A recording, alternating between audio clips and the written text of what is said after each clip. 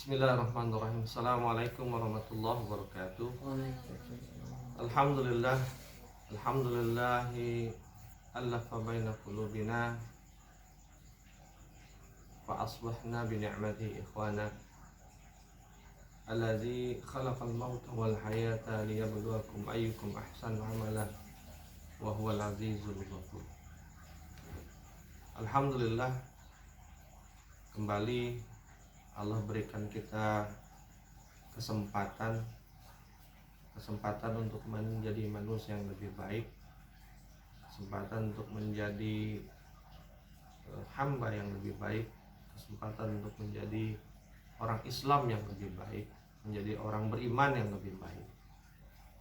Dengan Allah memberikan kita kesempatan untuk hidup, dipanjangkan umur kita hingga hari ini, dan mudah-mudahan umur yang Allah berikan untuk kita menjadi umur yang paling bermanfaat, menjadi umur yang penuh dengan kebaikan, menjadi umur yang umur yang akan memberatkan timbangan kebaikan kita di yaumil mizan nanti, bukan sebaliknya. Dan pantas bagi kita untuk bersyukur kepada Allah dengan semua yang Allah berikan itu. Tak lupa juga salat dan salam kepada junjungan kita Nabi besar Muhammad SAW, Nabi yang paling kita cintai, Nabi yang paling kita harapkan kebersamaannya di akhirat nanti. Anak Nabi yang dimuliakan Allah Subhanahu wa Ta'ala, kita lanjutkan pelajaran kita hari ini dalam rangka mengisi kebaikan-kebaikan di sepanjang umur kita. Dan pagi ini seperti biasa kita mempelajari kitab Syama'il Imam At-Tirmizi, kitab hadis yang isinya tentang budi pekerti, perilaku ataupun kebiasaan-kebiasaan yang dilakukan oleh Rasulullah SAW setiap harinya. Ya Bang Syamil, Khalifah, kita sampai di hadis ke-229. Khalifah, sayang adik, nih hadisnya bagus nih. Dari Anas bin Malik radhiyallahu anhu, dia bercerita, sesungguhnya ada seorang laki-laki dari pedusunan, dari kampung, dari desa, dari dusun. Ia bernama Zahir. Ya, namanya Zahir. Zahir ini menurut keterangan ulama, statusnya pada saat itu dia budak, ya, budak mukatab. Budak mukatab itu hamba sahaya yang dijanjikan merdeka oleh tuannya, oleh majikannya, tapi dengan syarat dia mampu menembus dirinya sendiri. Gitu. Janjian, kalau kamu bisa nembus diri kamu sendiri, kamu saya merdekain. Nah, itu namanya budak mukatab. Nah, Zahir ini datang kepada Nabi Sallallahu Alaihi Wasallam dengan membawa hadiah dari daerah pedusunan. Tatkala ia mau pulang, Nabi Sallallahu Alaihi Wasallam memberinya bekal. Perihal laki-laki itu, Nabi Sallallahu Alaihi Wasallam, sesungguhnya Zahir adalah teman kita. Jadi Nabi bersabda perihal laki itu, sesungguhnya Zahir adalah teman kita dari pedusunan, dan kita sebagai warga Madinah adalah temannya. Nabi SAW senang kepadanya, padahal ia seorang laki-laki yang tidak elok raut mukanya. Artinya wajahnya nggak terlalu bagus, artinya wajahnya tuh ya nggak elok tuh, nggak cakep lah kalau bahasa kita.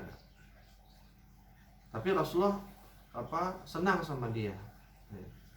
Itu bukti bahwa Rasulullah nggak beda-bedain orang dari fisiknya, mau ganteng, mau jelek, mau apa, Rasulullah nggak membedakan. Ya.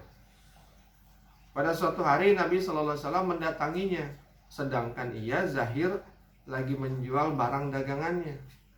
Tiba-tiba Nabi SAW memeluknya dari belakang. ia tidak melihat beliau, Zahirnya nggak melihat Rasulullah. Lalu dia pun berkata, si Zahir ini, siapakah ini? Lepaskan aku, kata Zahir. Lantas ia menoleh. Maka ketika dia menoleh, dia mengenal orang itu adalah Nabi Shallallahu Alaihi Wasallam. Ia pun tidak membuang kesempatan untuk merapatkan punggungnya ke dada Nabi Shallallahu Alaihi Wasallam. Jadi kalau sahabat rata-rata ingin memeluk Rasulullah, ingin merangkul Rasulullah, ini malah Rasulullah yang meluk dia. Ya. Nabi SAW bersabda, siapakah gerangan yang mau membeli hamba sahaya ini? Jadi Rasulullah bilang, siapa yang mau beli budak ini atau hamba saya ini? Lalu dia berkata, si Zahir, wahai Rasulullah, demi Allah, Tuhan akan menemukan aku dalam keadaan tidak laku. Jadi saya ini nggak barang kagak laku, nggak ada yang demen. Lalu Nabi SAW bersabda, tidak, tetapi kau di sisi Allah bukanlah tidak laku. Jadi dia budak, secara fisik nggak terlalu bagus penampilannya, dijual nggak laku, tapi kata Rasulullah, di sisi Allah engkau bukanlah tidak laku. Artinya justru di sisi Allah dia baiknya luar biasa. Rawi ragu atau beliau bersabda, kau di sisi Allah bernilai tinggi. Nah, jadi inna akramakum indallahi atqakum, yang menentukan kita mulia atau enggak, tinggi atau enggak, ya, di mata Allah bukan kita ganteng apa enggak, pinter apa enggak, cakep apa enggak, kaya apa enggak. Tapi yang menentukan kita mulia atau tinggi di hadapan Allah itu adalah ketakwaan kita kepada Allah. Sebagaimana Zahir ini contoh paling gamblang, paling mudah. Dia budak, secara fisik nggak bagus gitu ya.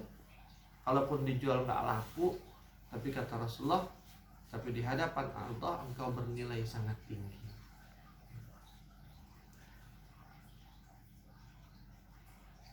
Jadi bercandanya Rasulullah tuh tadi itu, emang ada nih yang laku, emang ada yang mau beli kamu, gitu.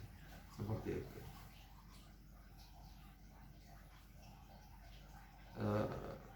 Siapa emang yang mau beli kamu? Itu bercandanya Rasulullah.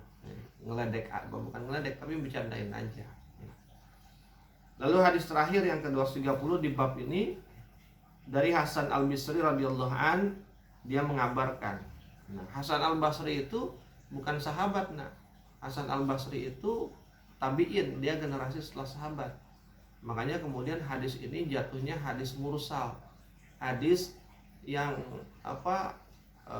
tidak tersambung ke Rasulullah langsung. Artinya dari tabi'in langsung ke Rasulullah, dari Hasan Basri langsung ke Rasulullah.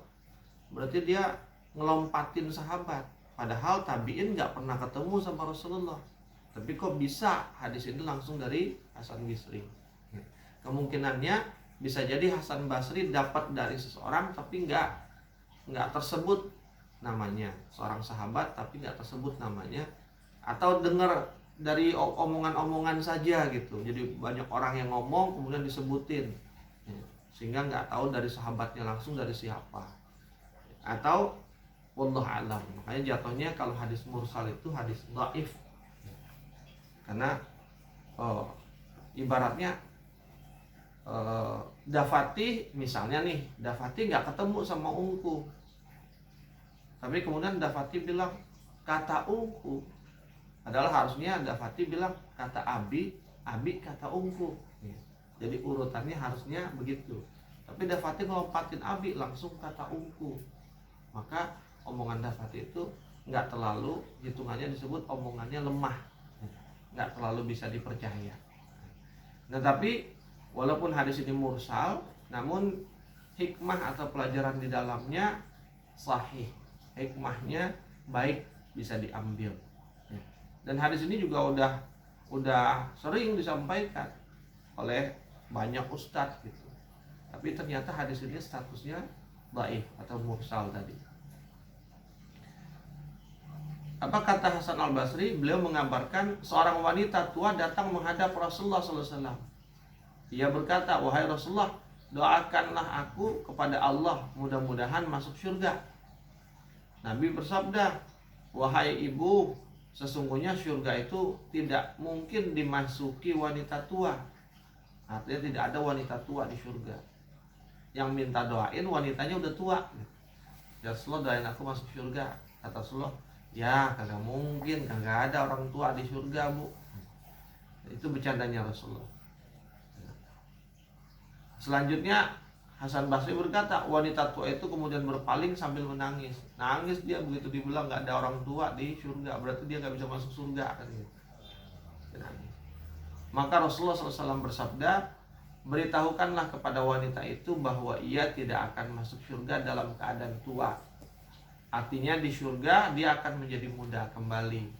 Sungguh Allah berfirman, maka kami jadikan mereka gadis-gadis penuh cinta lagi sebaya umurnya. Surat Al-Waqiah ayat 36-37. Jadi bercanda Rasulullah, nggak ada perempuan tua, orang tua nggak ada di surga.